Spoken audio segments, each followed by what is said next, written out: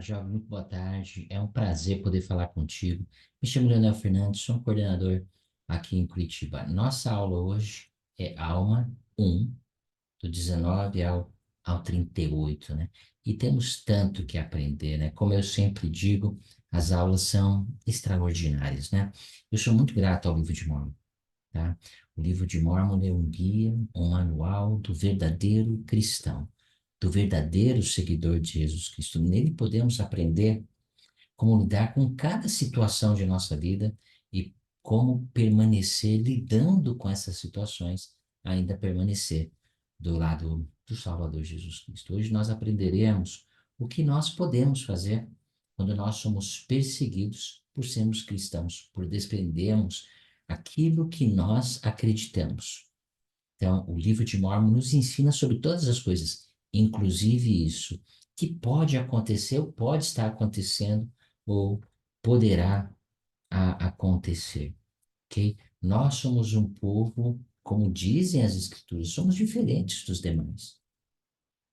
Acreditamos em Cristo, temos altos padrões, e o Senhor exige um padrão de discipulado elevado. Como permanecer firme sem ofender os outros, sem insultar os outros, mas permanecer firmes naquilo que nós sabemos ser verdade. Isso também aconteceu com o povo de Alma, e o livro de Mormon nos ensina como reagir e como lidar com relação a isso. Então, primeiro nós vamos ver aquilo que nós acreditamos, tá? Na regra de fé número 11 diz o seguinte: pretendemos o privilégio de adorar a Deus Todo-Poderoso, de acordo com os ditames de nossa própria consciência. E concedemos a todos os homens o mesmo privilégio, deixando-os adorar aonde, né, o como, onde ou aquilo que desejarem. É isso que nós professamos, é isso que nós acreditamos. Nós acreditamos que todo homem deve adorar aquilo que decidiu adorar. E nós decidimos adorar a Deus, a Jesus Cristo, ok? Então, de acordo com aquilo que nós temos aprendido.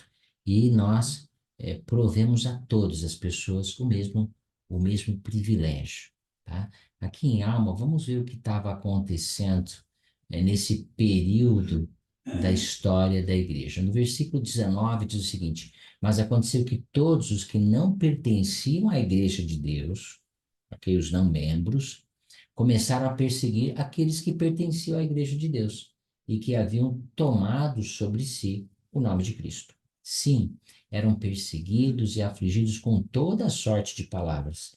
Isso por causa da humildade, por causa de sua humildade, porque não se exaltavam em seus próprios olhos e porque partilhavam a palavra de Deus uns com os outros, sem dinheiro e sem preço.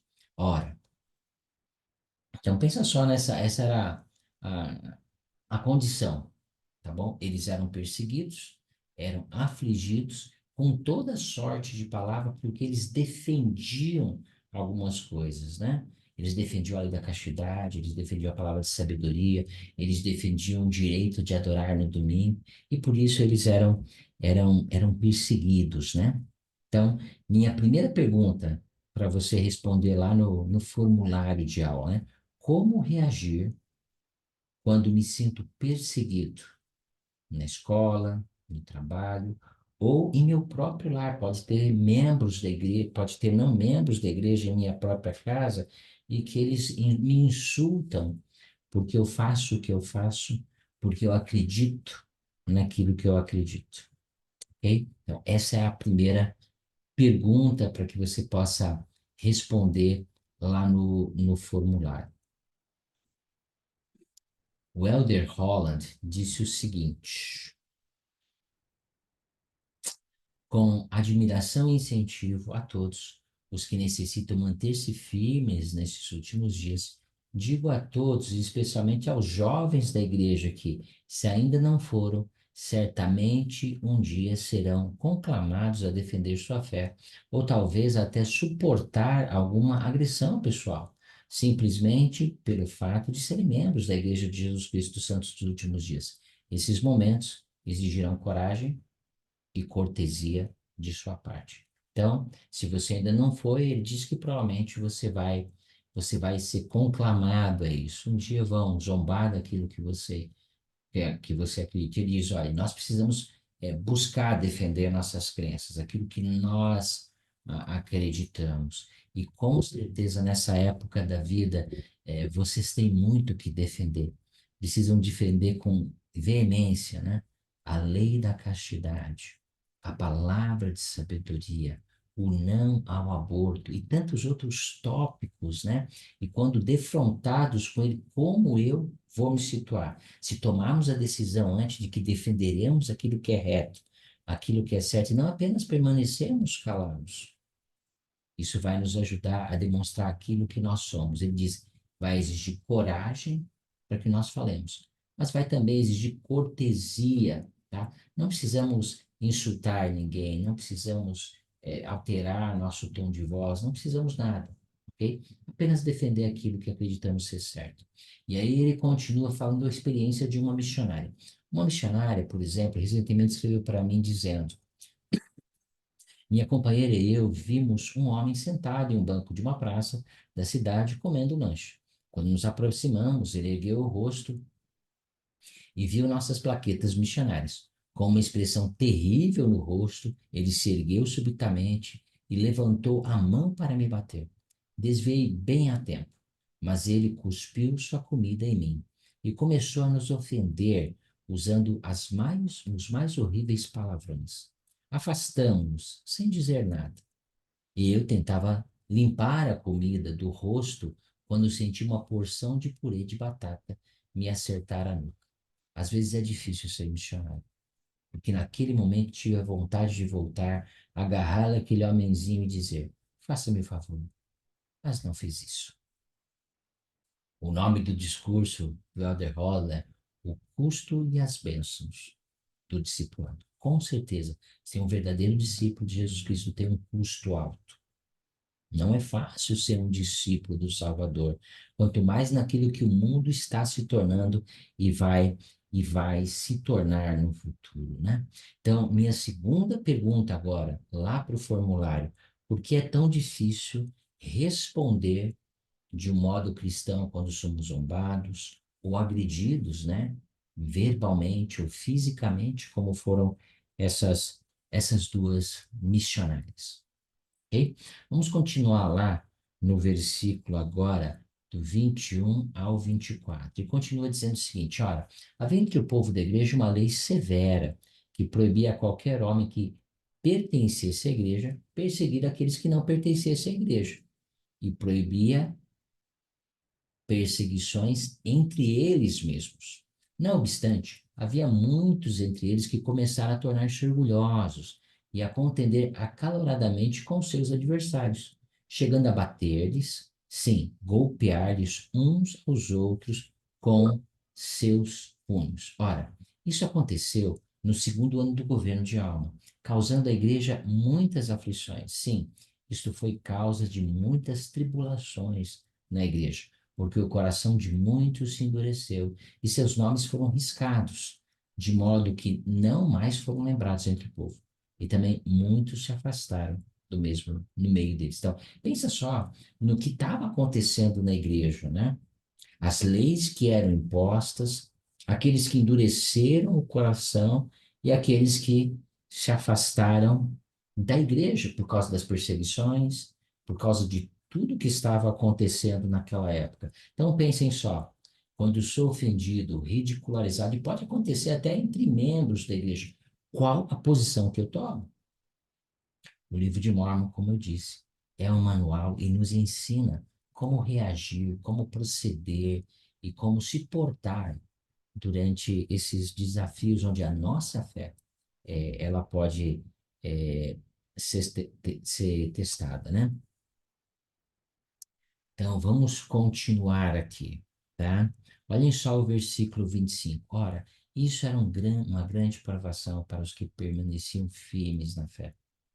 Não obstante, foram firmes e inabaláveis na obediência aos mandamentos de Deus e suportaram com paciência as perseguições que acumulavam-se sobre eles. Então, pensa só, ele já começou a dar uma direção. Como eu tenho que proceder quando isso acontece comigo? quando isso está acontecendo na minha ala, quando isso está acontecendo no meu bairro, quando isso está acontecendo na minha estaca, na minha comunidade, perdão, tá? Ele diz o seguinte, eles foram firmes e inabaláveis na obediência aos mandamentos. Então, independente do que está acontecendo lá fora, eu tomo a decisão de seguir os mandamentos. Segundo, eu tomo a decisão de suportar com paciência a- as aflições, né? As injúrias, as calúnias e tantas coisas que podem acontecer. Ele continua dizendo, né? Algumas outras coisas que aconteciam. Então, nós já vimos duas coisas e vamos continuar vendo. E quando os sacerdotes deixavam seu trabalho para ensinar ao povo a palavra de Deus, o povo também deixava seu trabalho para ouvir a palavra de Deus. E quando o sacerdote terminava de ensinar a palavra de Deus, voltavam todos diligentemente para os seus trabalhos. O sacerdote não se julgava superior aos ouvintes, porque o pregador não era melhor que o ouvinte, nem o mestre melhor que o discípulo. Eram assim todos iguais e todos trabalhavam, cada um de acordo com suas forças. Então, outra coisa que eles tomaram a decisão é priorizar o ensino do evangelho, tanto no lar quanto na igreja. Então, pensa só, guardavam os mandamentos, ok? Suportavam com paciência, se fortaleciam no conhecimento do Senhor, tanto no lar quanto na igreja. Então, para as provações de fé, para as provações dos dias difíceis, para as coisas que acontecerão, essas três coisas são necessárias. E ele continua, e eles repartiram seus bens com os pobres e com os necessitados, e com os doentes e aflitos, cada um de acordo com aquilo que possuía, não usando vestimentas custosas, contudo eram assiados e formosos. E assim organizavam os negócios da igreja, assim começaram a ter paz contínua, apesar de todas as perseguições. Então, além disso, eles repartiam todos os bens com aqueles que precisavam, né? Então, pensa só nisso. Verdadeiros cristãos, verdadeiros seguidores de Cristo, não se afastaram da igreja. É fácil se afastar da igreja? Bom, quando a gente não toma uma decisão que vai fazer essas coisas, provavelmente vai se tornar um obstáculo e pode ser algo fácil de acontecer também. Ah, estou sendo perseguido. Ah, a igreja não me dá tanta bola assim. Ah, aconteceu isso. Ah, o irmão foi chato naquilo e tudo mais. Pronto. Vira uma bola de neve e aí podemos sair daquilo que mais nos trouxe alegria. Eles tomaram a decisão que isso não iria acontecer com eles. Repartiam seus bens com aqueles que possuíam. Fortaleceram sua fé estudando o Evangelho, lar, igreja. Tinham paciência nas perseguições e guardavam todos os mandamentos de Deus. Olhem só o que o Elder Anderson ele ele falou. Mas antes de passar para aquilo que o Elder Anderson falou, eu tenho a minha terceira pergunta. O que você aprendeu nesses versículos, né, que lhe ajudariam a permanecer firmes durante uma prova de fé? Olha só o que o Elder Anderson ele disse, né? Como posso permanecer firme durante uma prova de fé? Olha só o que ele disse. Como permanecemos firmes e inabaláveis durante uma prova de fé? Imergimos naquelas mesmas coisas que nos ajudaram a edificar o cerne da fé. Exercemos a fé em Cristo, oramos, ponderamos as Escrituras, arrependemos-nos, guardamos os mandamentos e servimos ao próximo. Basicamente aquilo que o povo de alma fez.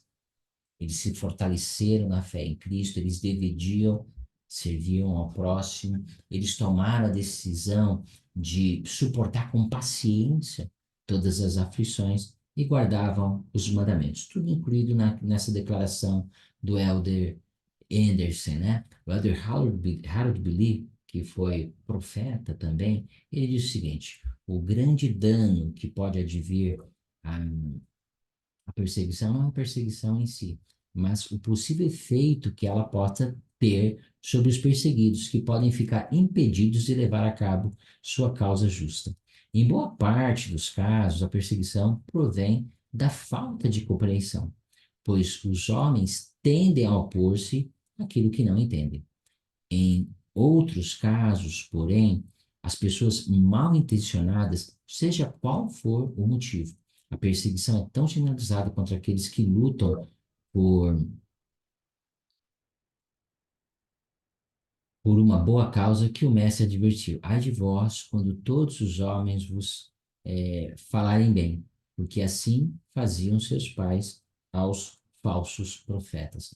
Lembrem-se desse alerta, quando forem reprovados e ridicularizados por não rebaixarem seus padrões de abstinência, honestidade, pureza moral, a fim de receberem os aplausos do mundo. Se vocês permanecerem firmes no que é certo, a despeito do escárnio das multidões, ou mesmo da violência física, serão coroados com felicidade e alegria eterna.